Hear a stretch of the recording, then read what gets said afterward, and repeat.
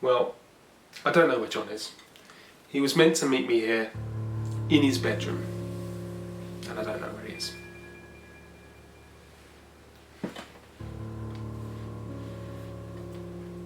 Does that seem normal to you? Maybe I should investigate.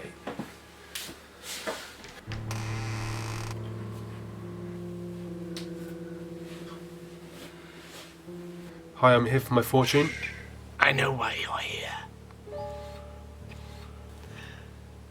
Let's see what the cards have in store for you. How'd you do that? How do I do what? Never mind. Oh, it's the four-pointed triangle of yellow. I see great wealth in your future. Then we have the green...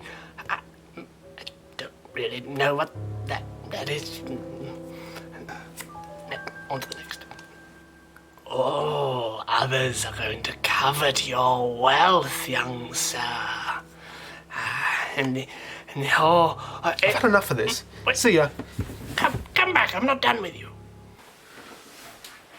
Today, we're looking at Qwirkle Rummy by Mindware Games.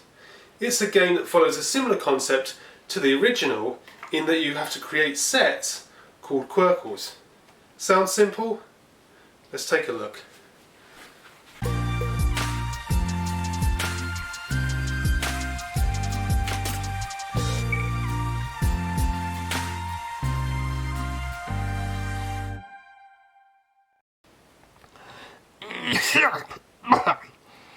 The game has very few rules to it. Each player begins the game with 9 cards. Whoever can declare the greatest size set gets to go first.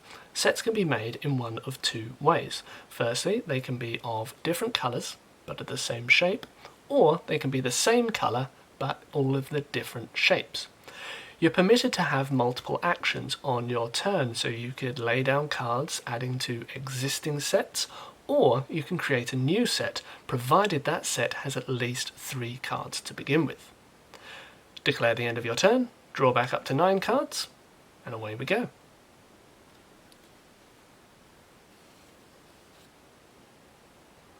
What you want to do is lay a card which completes a set of 6 cards. You do this, and congratulations, you just earned yourself a Qwirkle. You remove it from the game and you just earned yourself a point and become a little bit closer to calling yourself the Qwirkle or Qwirkle. There is, however, another mechanic to this game which allows you to switch cards. So I could say combine a card with my hand with a card on the board and earn myself another juicy Qwirkle. You see, this mechanic sounds good, but in reality it's a bit of a can of worms. You see, when you open up the can of worms and look inside, it's not earthworms or yummy gummy worms. In fact, it's crummy rummy worms instead, and they have parasitic tendencies as well, where they'll just burrow into your brain and ultimately just leave you a dribbling mess on the table. The switching mechanic presents a number of problems, all of which culminate in creating a level of analysis paralysis, which just further disengages everybody else playing the game. You're going to be spending minutes at a time mulling over your decisions as you try and make the board suit your own ends and trying to unlock a Qwirkle. Also, the rules don't impose any limitations on the amount of switching you do, so you can constantly move cards around in ways which just contribute towards slowing the game down. If you can't find a Qwirkle, then you can just deconstruct the deck trying to block your opponent, only to then have your opponent reconstruct it in their favour. So the whole thing just plays like a take that game, but only at a snail's pace. Finally, as well, there's the issue of making a mistake. You see, you're going to be moving cards around here, there and everywhere just so that you can earn yourself a Qwirkle. The only problem is the tableau that you've got left in front of you. You see, remember at the beginning we explained that if you want to add a new set to the table, you've got to add at least 3 cards to make that set legitimate.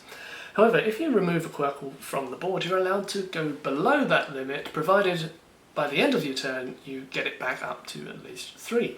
This mechanic is rather contrived because it's going to give you tremendous brain ache. You see, you remove a Qwirkle and then you're constantly and persistently trying to get the cards back and rearrange in a way that is going to be allowed. And then reluctantly and inevitably you're going to have to hand the Qwirkle back to the table, and then you're left wondering, how did I originally have the cards set out? And you're just going to be left confused trying to get the cards back in an order.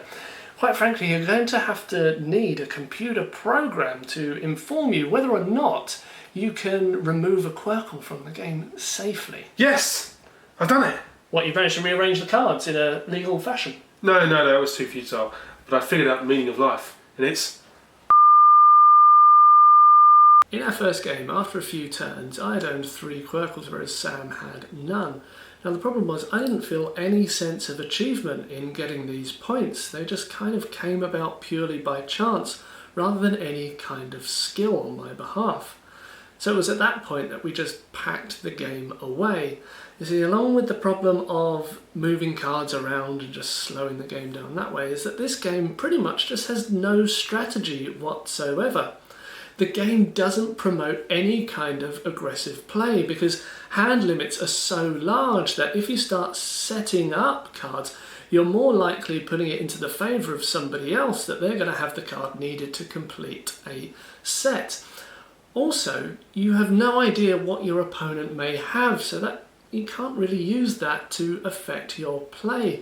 You just don't want to even bother taking any risks. So all in all, this game just doesn't feel developed enough. At least in Qwirkle, the base game, you could implement some sort of strategy where you blocked your opponents off, and at the end of it, with all the tiles laid out, you had something that was aesthetically pleasing. We can't recommend Qwirkle Rummy. It's neither a good Qwirkle game nor a good Rummy game. If you like Qwirkle, just go play Qwirkle. It's much better than this. If you like head-scratching games, there are much better alternatives out there. I dread to think as well how difficult it is for people who are colourblind to access this game. Also, there's the quality of this box. If this game does interest you, then you're going to have to impose your own house rules, like setting a limit to the number of cards that you're allowed to switch, or just being careful not to fall down that rabbit hole of complexity. Anyway, I have been John the Board Game Chap. Good night. Bye. Hey John, did you know this game's for kids, age 8 and up? John? John? Yeah! That's what you get when you don't pay for your fortune. Come on. Where is it? There it is. Let's see what we've got here. Ooh. Bus.